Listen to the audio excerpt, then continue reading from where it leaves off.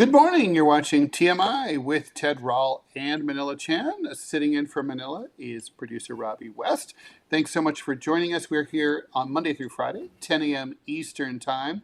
And we appreciate your watching and your support. Please like, follow, and share the show.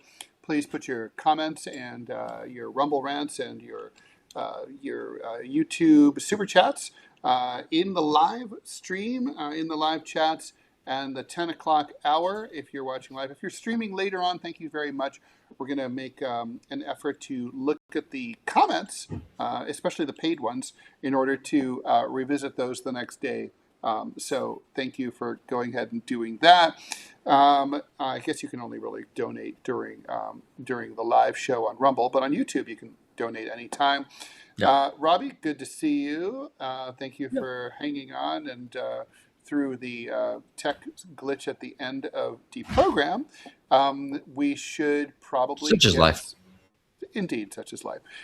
Should we get straight to the news, the lighter side of the news? But on Rumble, though, because we, on YouTube, so you can donate anytime. On Rumble, because you're signed up with Rumble Wallet, people can donate through Rumble Wallet anytime as well.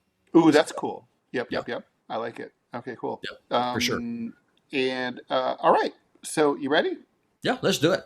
All right, away we go. A high-speed chase in Fort Myers, Florida, ended with a crashed Lexus, scattered exhaust parts, and one of the most unhinged post-arrest comments the police have probably ever heard.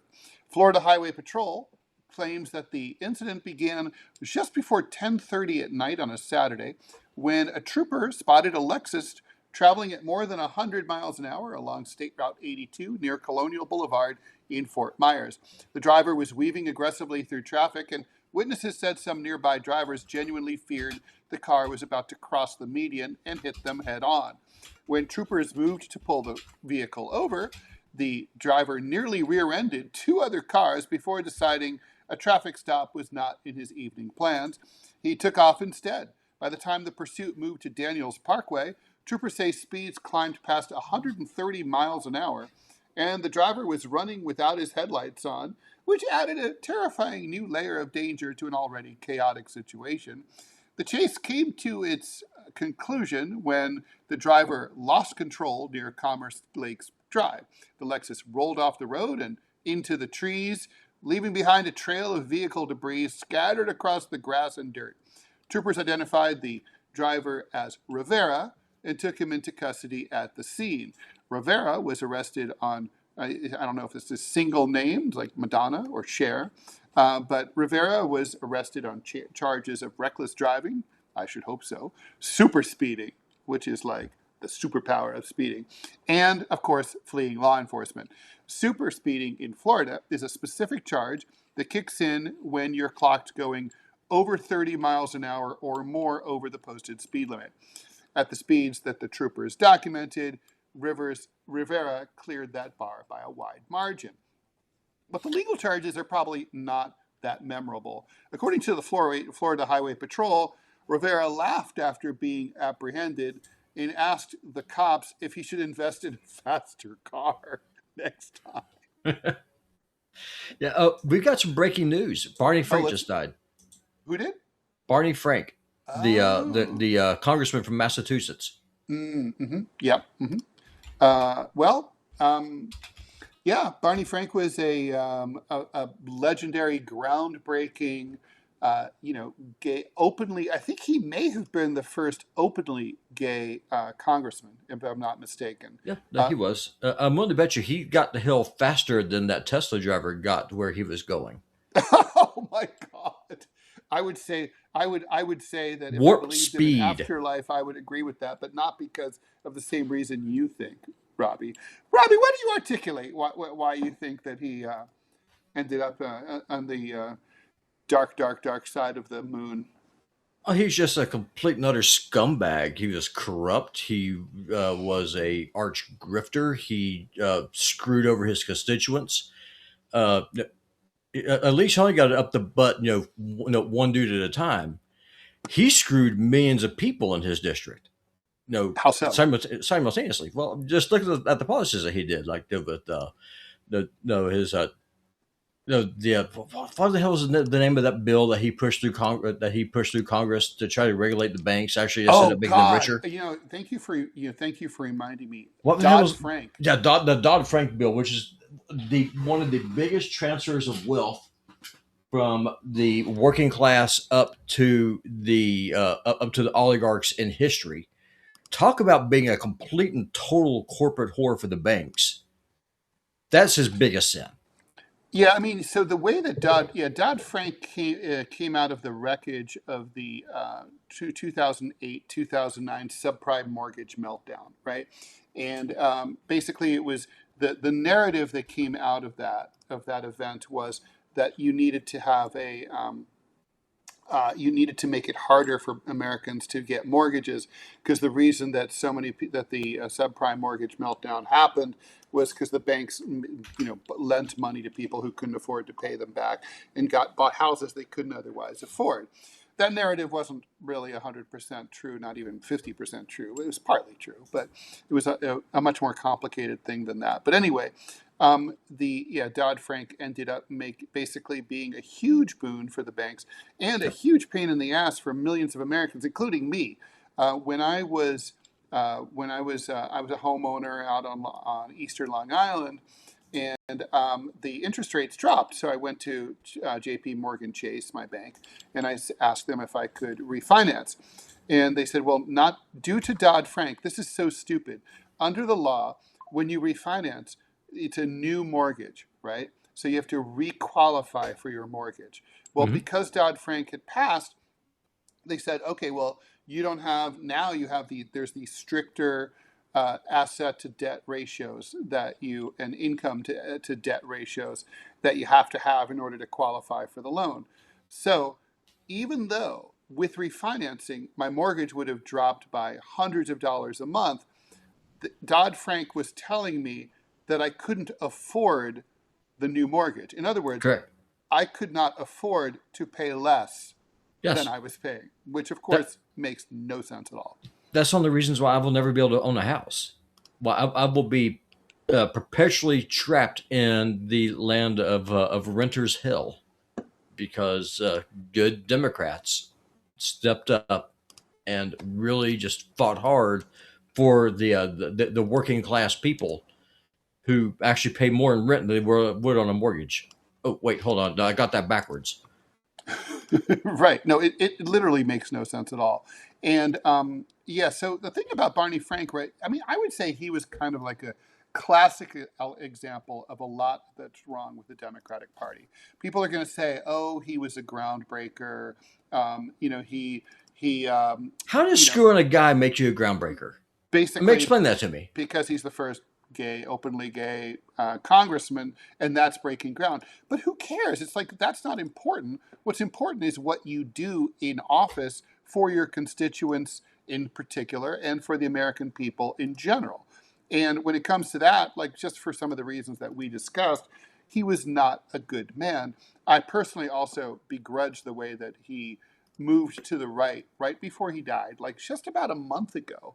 Um, he like made this public statement about how the Democratic Party has moved too far left, and that it's important for it to go to the corporatist center, Hillary Clinton style, if it wants to win. Now the thing is, we know that argument is, let's just say this, it's far from being certain.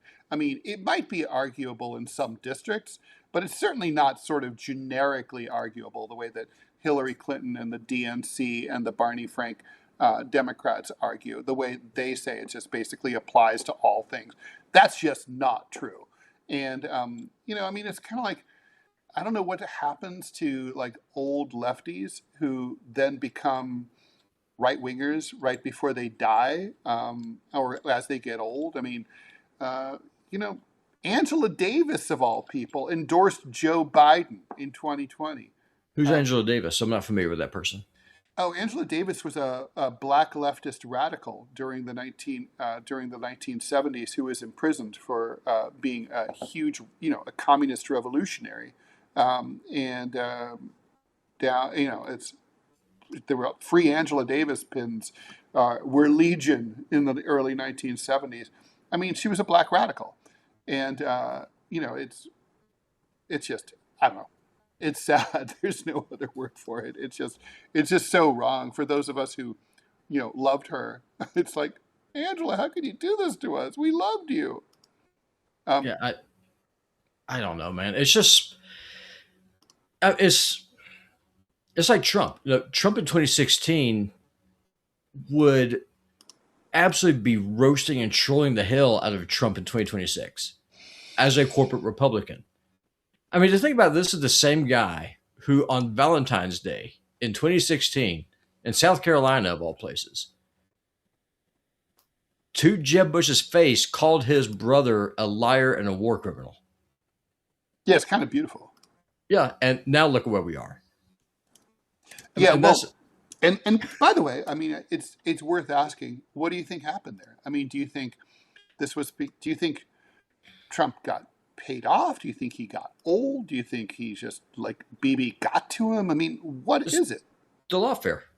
The Democrats, when they went after him to destroy him, to put him in prison and just bankrupt him, bankrupt his company, destroy his family's wealth, you have these wealthy Zionists, these wealthy people who have an allegiance to a nation other than the one in which they live.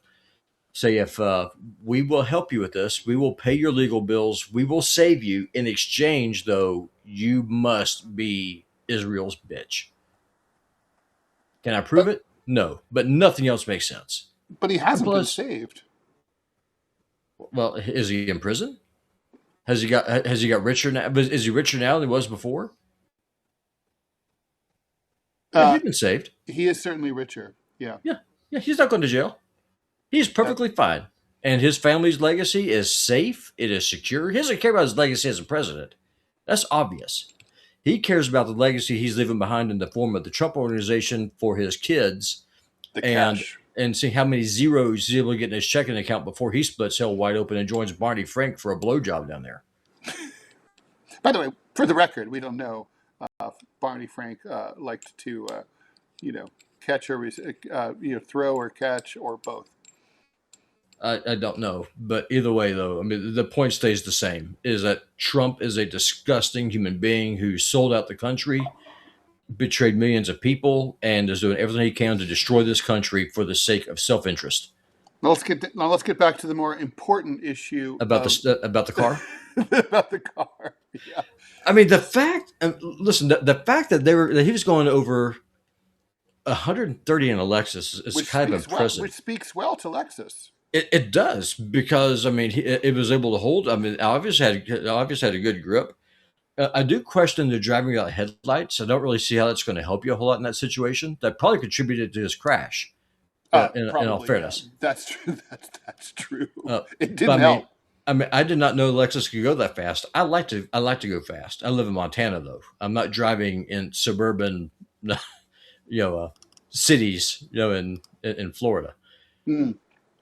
But Yeah. So, are you familiar with the part of Florida where this incident occurred? I've been through it before, but I'm not intimately familiar with it. So what I like the next time, it's kind of like, well, okay, so I got to be honest here. I'm not unfamiliar with driving super fast. So I had when I was 16, I kind of had hit, well, I'll just tell the story. So I had been late. I was working multiple jobs back then. And so I You didn't are sleep. now. Yes.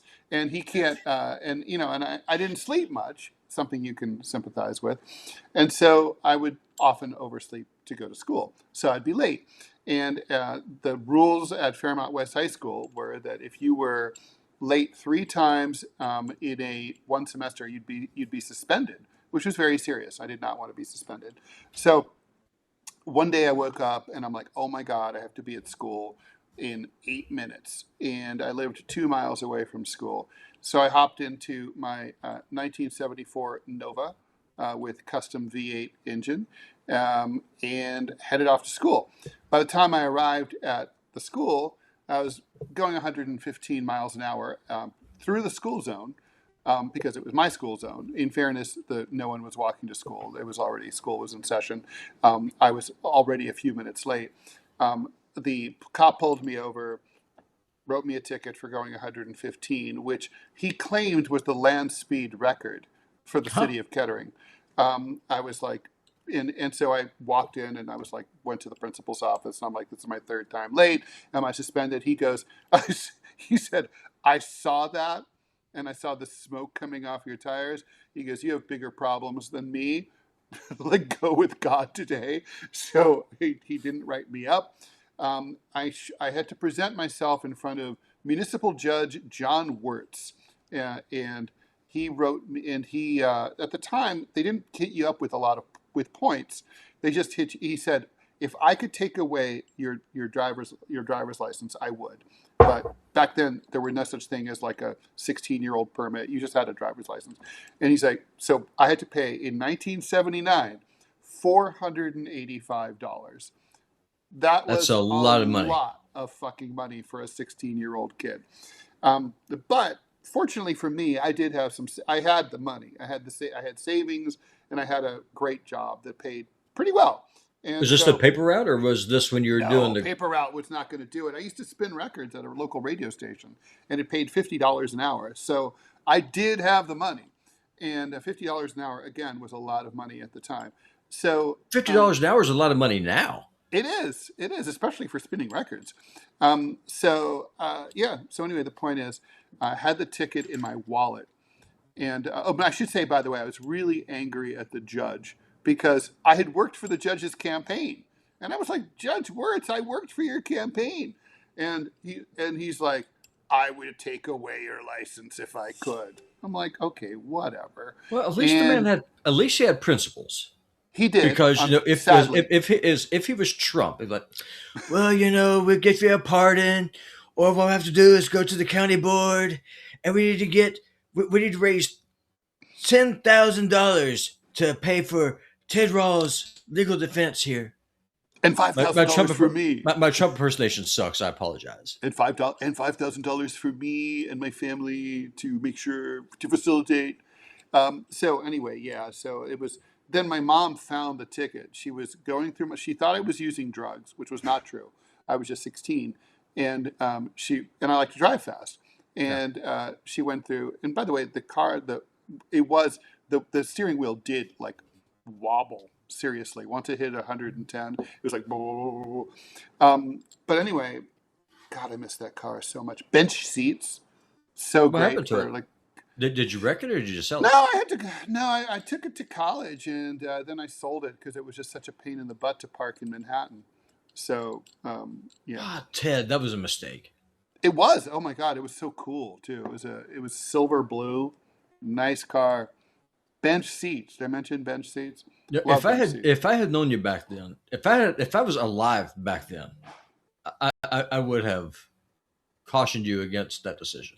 Well, no, I mean, look, it was the New York. It was related to New York City. You just couldn't, you just couldn't park it. It was just impossible.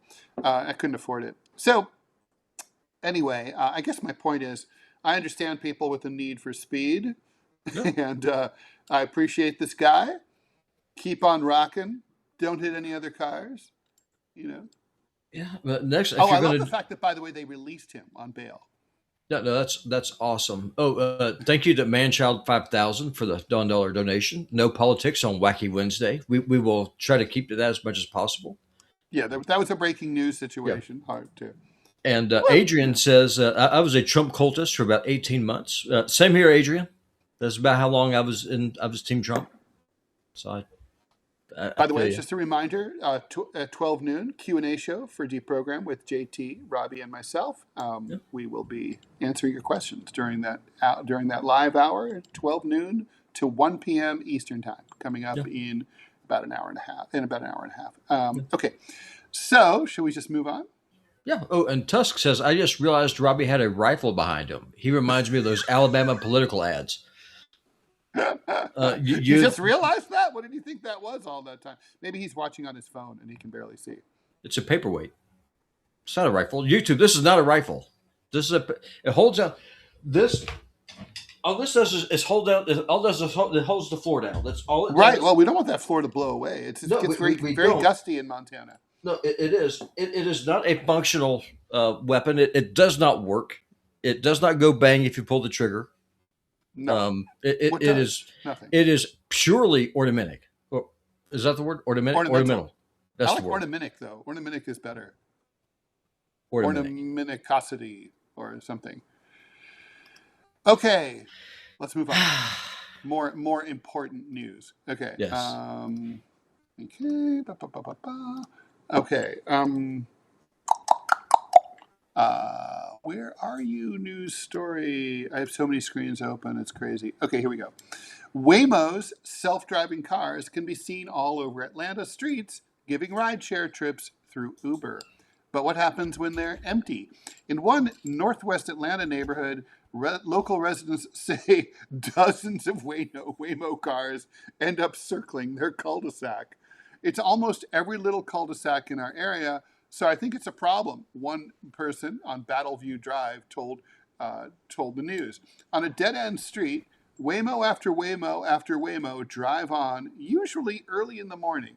I think yesterday morning we had 50 cars that came through between 6 and 7 a.m., one person said. Residents on Battleview said they started seeing the autonomous driverless cars about 2 months ago, but the groups and large numbers of Waymos just circling in and out only started the last few weeks. Neighbors shared videos of the cars with local news. When one resident put a step to kids sign up in the street, it blocked all of the Waymos. I don't know what a step to kid sign is. Do you know? No, I don't know. All right. Anyway, they put up this sign up in the street. It blocked all of the Waymos from entering the cul-de-sac. But how that played out was a surprise for those living there. We had at one point 8 Waymos stuck trying to figure out how to turn around, the person said. The Waymos are empty, not picking anyone up, and parents are worried, saying it's not just too much, but also dangerous. We're families. We have small animals and pets.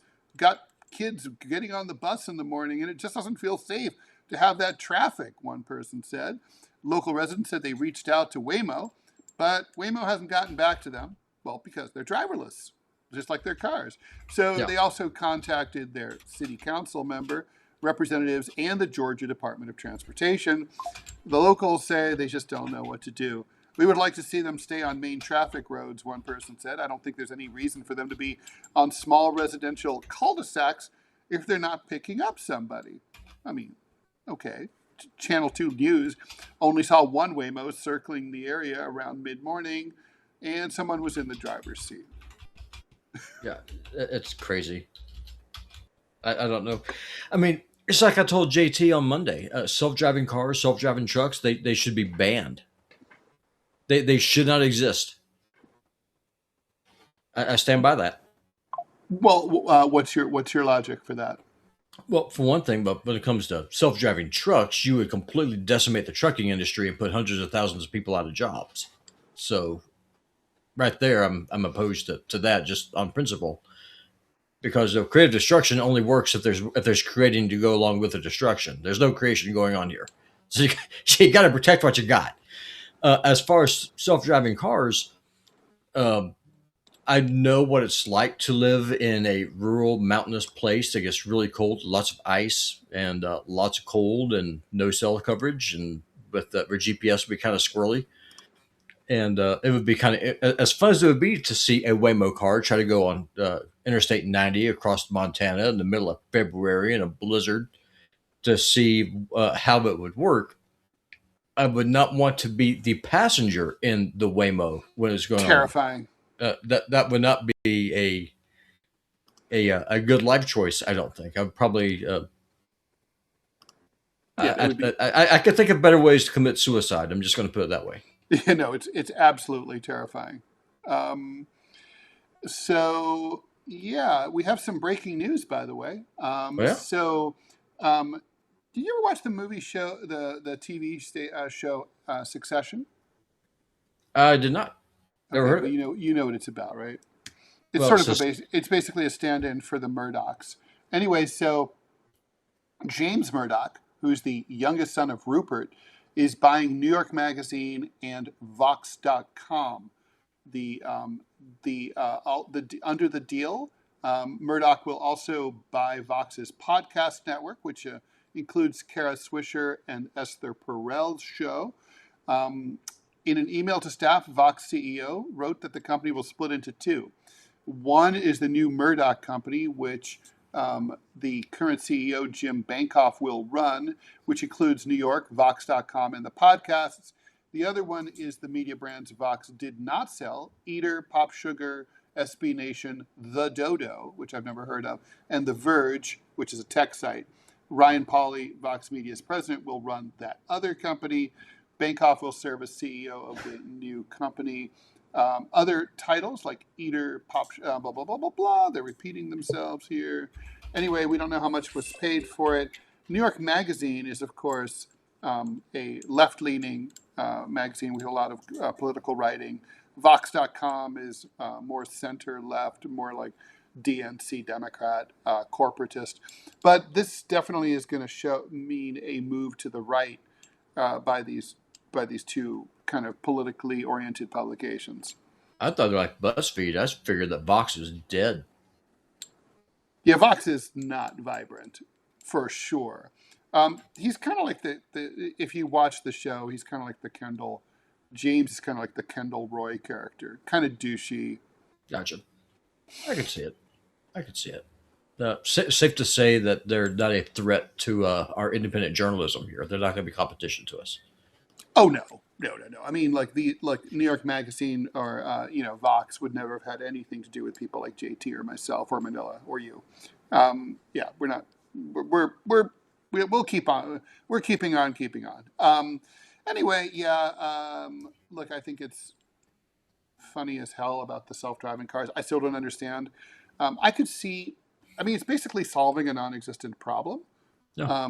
But it's also like just dangerous. I mean, a human brain is still a lot smarter than a car. And the thing is, like you have to be able to use common sense. Like that wouldn't happen with a taxi. A taxi driver would find himself in the cul-de-sac and drive away. Right. I mean, it's like you wouldn't do that. You'd be like, "Oh, I'm not going in there."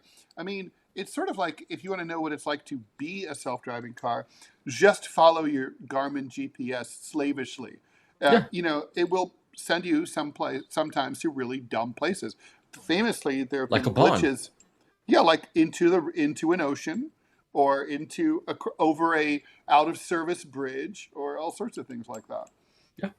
Yeah. No, I mean it's wild. I mean that's just what I'm saying is I don't. Eventually, the technology will get to a point where it will work and it will be viable. The question that you have Yes, to ask yourself then at that point is it worth it? Because if once you here's even more so than the economics, one of the fundamental freedoms that a human being has is the freedom to travel. Well, if you have an electronic car that's connected to the grid, can't the government at that point then control where you're able to go? 100%. Yeah, and that's part of The, the concern. I mean, it's been proven that driverless cars can be hacked. It's been hackers have done it. So your self-driving car could be hacked by a malicious actor and then driven off a cliff. well, that or just the government just turns it off. I mean, what happens the Yeah, next time that got to be careful because we're on YouTube. The next time that we have a pandemic, and let's just say this is 20 years from now when self-driving cars really are a viable thing, and they decide that Anthony Fauci's grandson or great grandson decides that for the good of all humanity, you're not allowed to go anywhere. Like you must stay home, and you go get right. in your It car could and turn you it go to off. turn it on, and you get a little message coming up saying, It's a uh, brick. per the Department of Homeland Security or Health and Human Services, you are not allowed to take your vehicle because you're under lockdown. I Right. mean, that could happen. That could totally happen. Or let's say there was a giant No Kings protest being that actually was drawing real people who actually cared about stuff and wanted to actually change things. Could you imagine? Like, I could easily say, oh, the protest is in Washington. And then the government just turns off all the self driving cars that are headed toward Washington, right? Yeah, sure. But why not? Or what they'll do is that they'll. Do you remember when the Trumpies had the rally had their riot there in D.C. and stormed the Capitol? Yes, I do. One of the things that's really underreported was that the government asked the banks to release information about anyone who used their debit cards during that time frame in DC. In which case, the bank companies, the banks, supplied just all that data. So that's one of the reasons why the feds were able to go and find people like from who were not who didn't do anything, who just went for a stroll through the capitals because the banks ratted them out. Now take that to the next level. That your car that's driven by GPS, they know where you are, and then you At tie that all into and times. then they tie that into your phone, so they know where you are. And then if you're using if you're not using cash, they know what you buy. And Remind most me people are again. not using cash. Remind me again. Where there's a even forget it, a right to privacy, even an expectation of one, and then the government's able just to flip a switch and completely deny you the ability to move. You're done. You're not a citizen at that point. You're a slave. That's true. Yep. Yeah, Totally. I mean, to answer Adrian's question, do I think that this technology will be viable? Oh, 100%. But the problem is, though, is that once it's viable, does the does the power you're giving up to the state outweigh the convenience? For me, it's That a is the hard no. question. No. Yeah. No. I totally agree with you. All right. One more Would, piece to would read. would your lefty friends consider that a crazy thought, or would they acknowledge that as a serious concern? Not my lefty friends. I mean, my lefty friends, don't view the government as their friend. So, yeah, I think they would be, yeah, I think they would view that as a serious problem because it is, obviously. No, for sure. Uh, okay, should we move on to the next topical? Let's do it. Okay, and we don't have to go the full hour, but we might go the full hour. We usually do go the full hour, but we don't Yeah. have to. Well, I'm going to be putting together like a 9 hour supercut stream to run on Decoration Day, so that way we can get our premium hours in and just make up whatever time it is, because we have been running shorter than normal. Okay, cool. Oh, and I guess is Decoration Day Monday? Yeah, it's Monday. Oh, we have an Oh, ad. oh, we do. Okay, Yeah, we so have Rumble do you want to Premium go ahead and and read it? Shinova. Yeah, do you want Shinova Health, Rumble Wallet, or do you want Rumble Premium? Oh, whichever pays better. That'll be Rumble Wallet that pays significantly better. So let's go Okay, with that one. let's do that one. Okay. We hear a lot about crypto, but here's the part most people miss. Crypto is created so you can actually own and control your money. After the 2008 financial crisis, Bitcoin was designed as an alternative to banks. So instead of a bank holding your money, delaying transfers, or limiting access, you're in control. And if you've ever had to wait for a transfer to clear, you felt that problem. Now fast forward to today. Everybody's heard of crypto, but getting started still feels complicated. That's exactly why I use Rumble Wallet. Full disclosure, I do use Rumble Wallet, by the way. It takes all that complexity and makes it simple. Choose what you want: Bitcoin, dollar backed stablecoins, or even digital gold backed by real gold. No complicated setup. It connects with MoonPay so you can use your credit card, debit card, or bank and be set up and running in minutes.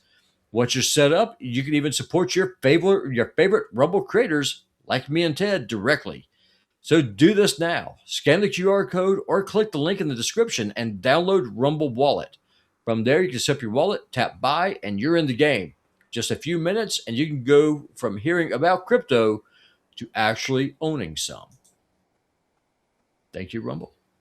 We just talked about Barney Frank and his malfeasance with the banks. I wonder if that might be part of what popped up that end up in there. Oh, it could be. Yeah, I don't know how the algo works that way. Yeah, who All knows? right, one more story. All right, modern psychiatry has long struggled with one brutal fact: the people most at risk of suicide often can't wait weeks for therapy or antidepressants to work.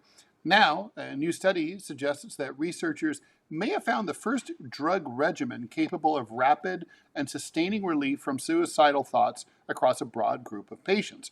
Suicide is one of the nation's most urgent public health crises, with roughly 13 million Americans seriously considering it every year.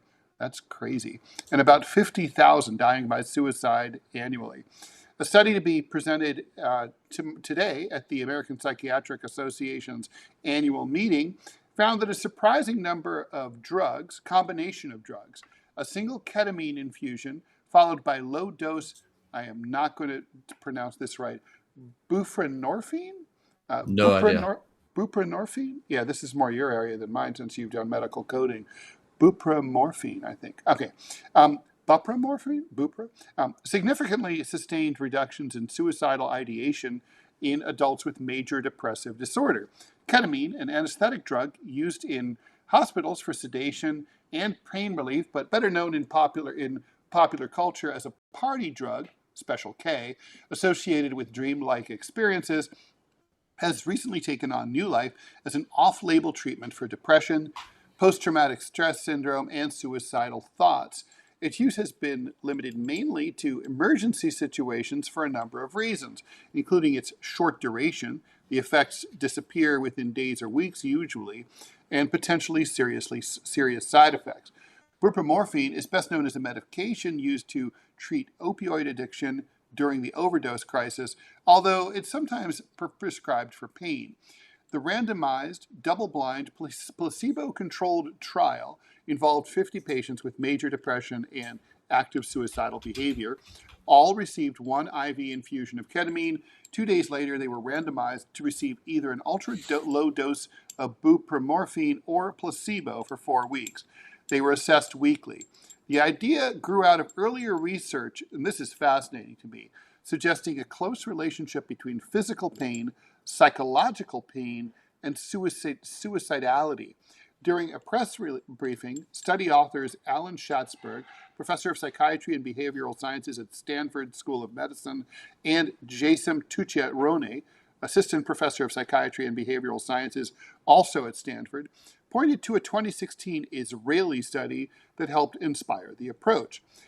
Tucciarone said that both the placebo group and the group that got the ketamine plus buprenorphine experienced reductions in depressive symptoms, something that researchers expected, given prior evidence that ketamine can rapidly alleviate depression. But there was no statistically significant difference between the two groups on depression itself, a finding he described as both peculiar and interesting. That's an ongoing area of investigation that we need further study on, he says. After treatment ended, researchers observed some rebound in both depressive symptoms and suicidal thoughts, he said, although patients still remained improved compared with before treatment began. That is a very poorly written sentence. Researchers also did not observe signs of withdrawal symptoms. So there's a lot going on here. Yep. And one of the things I thought was really interesting was, of course, the acknowledgement that people who are in psychological crisis, often, that there's a lot of dicking around that, at a time when minutes count, there, as they say, when seconds count, the cops will be there in minutes. In this case, like when, hours count, No. you can get an appointment with with 3 or 4 weeks from now. That's kind of a good acknowledgement that like there needs to be an approach that handles this quickly. I also thought the connection between psychological and physical pain is also very interesting. Yeah, well, it's that, and also, I mean, a lot of people, for example, there are a lot of people that I've talked to, especially military veterans, are going through suffering PTSD or something. Because Montana has a very large population of veterans. It's a very red state, and a lot of people who are depressed, have PTSD, won't see a doctor because they are afraid that the way that the laws are structured, that they would lose access to their Second Amendment rights.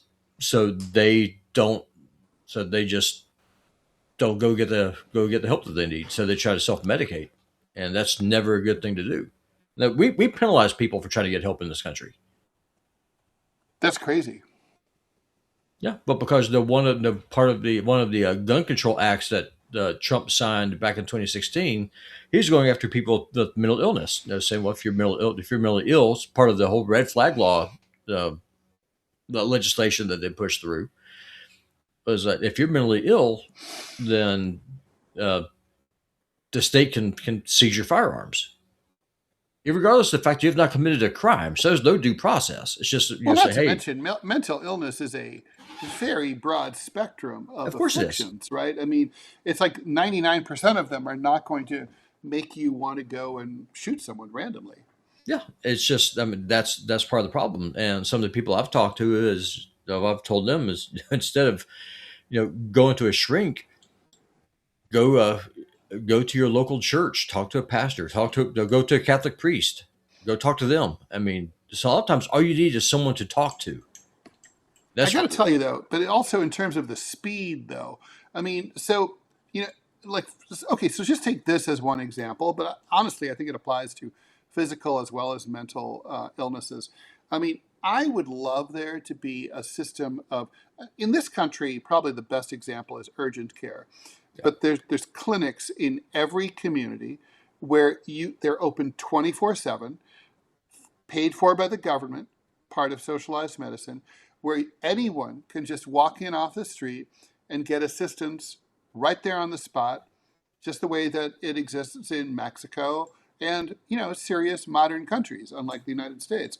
And I think, I mean, because if you just think this whole system now, let's say you're suffering from suicidal thoughts, you need the ketamine combo, assuming that this becomes a widespread treatment in the future. Just as an example, you should be able to walk in 24/7, get evaluated, get the treatment right away on the spot, no bullshit. And that's just not our system. But where's the money in that?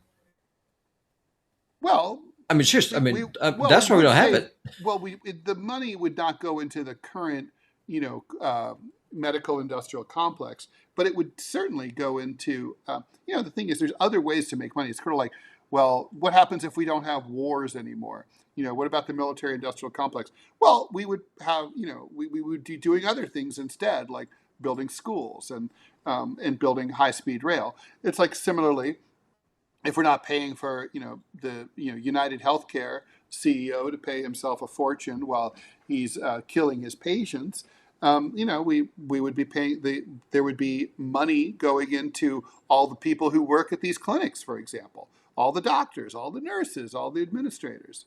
But Ted, That's a lot of employees. it is. But here's the thing, though: if you actually start solving problems, then all of a sudden you no longer have customers. That's the problem. There's a reason why for every problem that you have, that there's a pill. This is my world for a decade. The system is not about making you better.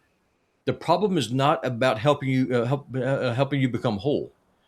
The system is made for you to manage your symptoms with pills that you pay out the nose for through your insurance companies, through your copays, through your deductibles. It's not about making you better. It's about financing the shareholders over at Blue Cross Blue Shield and the big pharma companies. It's not about you. That's why it's never you're never going to get single payer healthcare. That's why it's never going to happen. There is no profit model for the oligarchs in that. Would it be right for the country? Sure. Should we have universal healthcare? Absolutely. But you're never going to get it because it's not a financially viable model for the people who control the government. Yeah, They well, want that's why to we need a treat they, revolution. they want to treat the symptom. They have no interest in fixing you. Yeah, that's why, as you know, that's why I'm pro-revolution.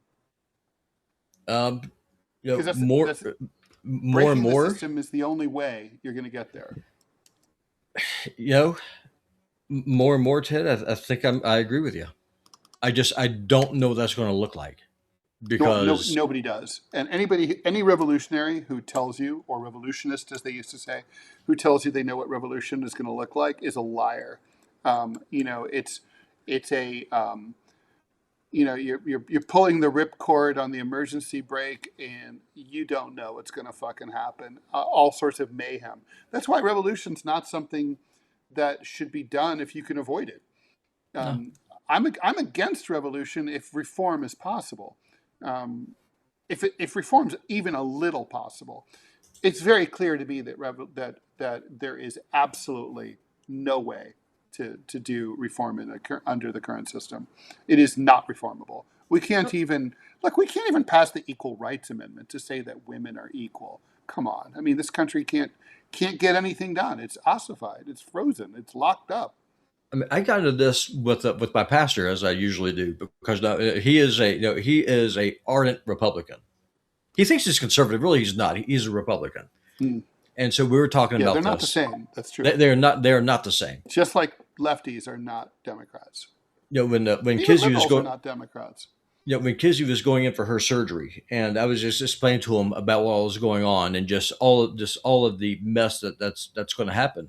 Because gotta keep in mind, after we lost the job at Logan Health, we don't have health insurance. So I mean, it's going to be a tough road to hoe, right? And so we were talking about it, and I was like, no, I said, we need universal health care. He's like, well, that's a socialist thing. It kind of parrots what Lee just now said. Universal health care, Robbie, you're such a commie. That's actually what the pastor said. I was like, no, I said, actually, you think you support a free market healthcare system. It's not free market. And the case that I made is that the profits are privatized, but the losses are socialized because the government weighs the scales with Medicare, Medicaid, and all these other programs, and the fact that you cannot buy insurance policies yourself. Forget across state lines. A lot of times you can't even do it across county lines, so you can't even shop between the different monopolies that exist. Yeah. I mean, you're pigeonholed. That's not capitalist. No, it's not. That is socialist by design. To turn the puzzle around to the other side of it, a lot of right-wing governments have socialized healthcare. Well, I mean, the thing is, it's already socialized, but it's socialized for the companies and the executives and the shareholders. It's you and me and the people who are in the chat who are paying for it.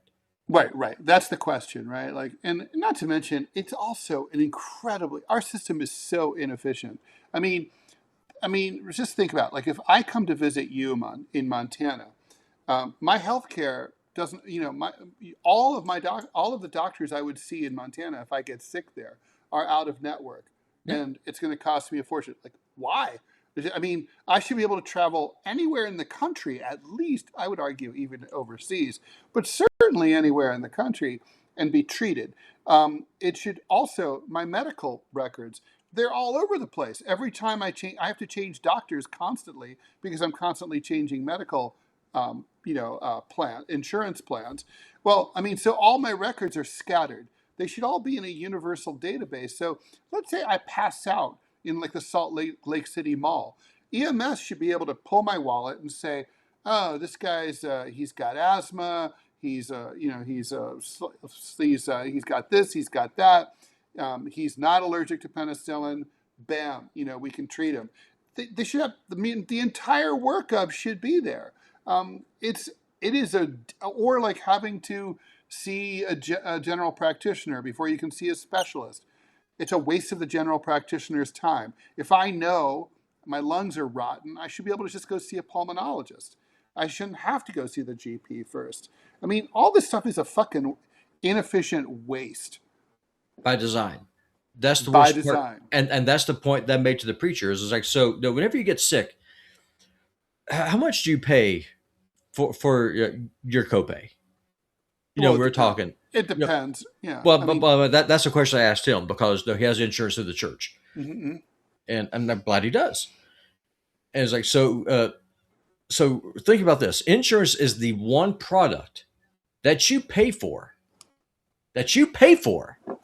that then the company that you paid the service to can then turn right around, deny you the product that you purchased, right. And you still have to pay for it. Right. Like, there's no refund. There's no do-overs. There's no discounts. It's just like, you paid me for a service. I'm telling you, no, you cannot do this. And you don't even know me. Like you're just Yeah, some like you've never even laid eyes on me in this scenario. yeah, for sure. And that is one of the reasons why, as a right winger, I 100% the Ted Rall healthcare plan, nationalize every damn bit of it, All of abolish it. the Yeah. insurance companies, the lobbyists, put them in prison. Or if you want to put My them in theory prison, is you can exile them to northern Alaska up there around Barrow. Let them just stay up there for 9 months. If they survive the trek south, they can live. If not, the bears will eat them. It's an ecologically sound way to solve the problem.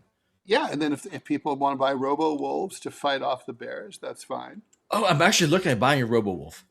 Are you really?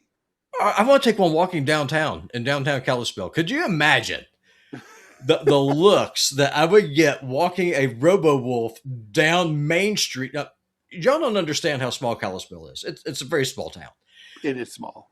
I would love to go walking with RoboWolf down there on the sidewalk on Main Street with its little wheels. And you have to be Because, like, what? What? well, the thing is, What do you want? well, you got to remember it has that speaker built into it. So I think what I'll do is just have it Roar. just playing like the Rocky theme song, "Getting Strong." Yeah, Oh, I thought like. yeah, that work. Well, that's the one that has lyrics to it. Oh, I didn't know it had lyrics. Yeah, it has lyrics.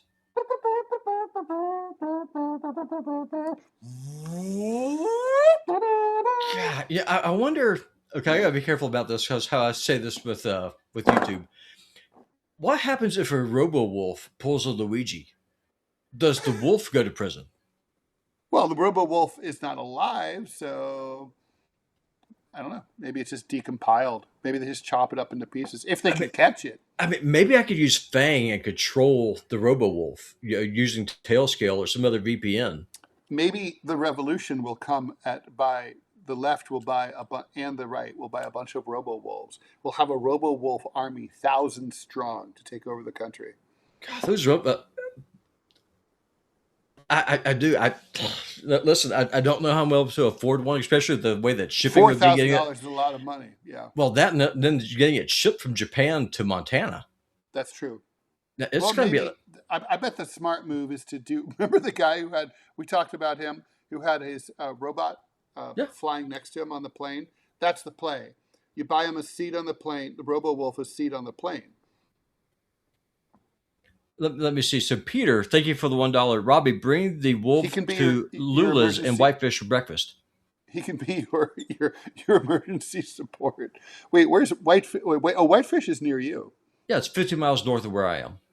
It's a ski resort. That's where all the Californians live. Like they've built this gated community just south of Whitefish, and they call it Iron Horse. And so it goes off into the woods, and then they have this gate. They have guards there. They have guards to keep the riffraff out. Yeah, And who are they guarding against? What uh, for? people like me, just the white trash that People inhabit with the robo wolves. yeah people. Well, listen, I would put my Robo Wolf against those guards any day of the week. But no, I'm gonna do it. I will reinstate the GoFundMe, the Robbie Aid, Just for robo wolves. just for Robo Wolf, and All I will right. get a passport. I will fly to Hokkaido for the sole purpose of buying a Robo Wolf, take it back to the airport, get it and just strap it into the seat next to me. With its Maybe I could. green, with its LED green glowing tail. Well, it's blue. It's a blue glowing tail. Oh, really? Is it? Oh, is it? It's blue, right? Yeah, The, yeah, the it's a blue eyes one. glow red, though. Yeah, and maybe I could get some cute little Japanese stewardess and happy little uh, maid outfit to do a little dance or something while we're all flying back on the Robo Wolf. Like, oh, hello, cute Wolfie. I love you. You're Listen, so we can cute. find ways to make this happen. Hi. Oh If my we're able to do this, I'll live stream the whole thing. It have to be a premium show. We need a super premium category for that. Yeah. All right. Well, with that seems like a perfect place to end, especially since we're at the end of the hour. 1 hour from now, we will be doing the Q&A show on Deprogram with JT, Jamal Thomas, myself, and Robbie West. So if you have any questions for us or you just want to come and check us out and listen to other people's questions and our answers there too, please do that. That's at 12 noon Eastern time till 1 p.m. Eastern time. That's only on Mondays and Wednesdays. That's the last one for the week. So definitely come and check that out. Robbie, always a pleasure. Thank you so much for sitting in for Manila. And we'll see you for Deprogram, regular show, 9 a.m. Eastern time. We'll be back at 10 a.m. for TMI tomorrow morning. Ted, do you want a Robo-Wolf? Oh, fuck, of course I want a Robo-Wolf. Although, to tell you the truth, I'm more into the flamethrower drone. You know about that. Oh, yeah. Yeah. I mean, it Clovis, has all sorts of applications. But Clovis could not play with the flamethrower drone. Clovis could play with the wolf. How would Clovis react to the wolf? Like, he would run away and hide. Do you think he ever get used to it? Yeah, he would eventually. Yeah, I think he would. All right, with that, sayonara. Baru!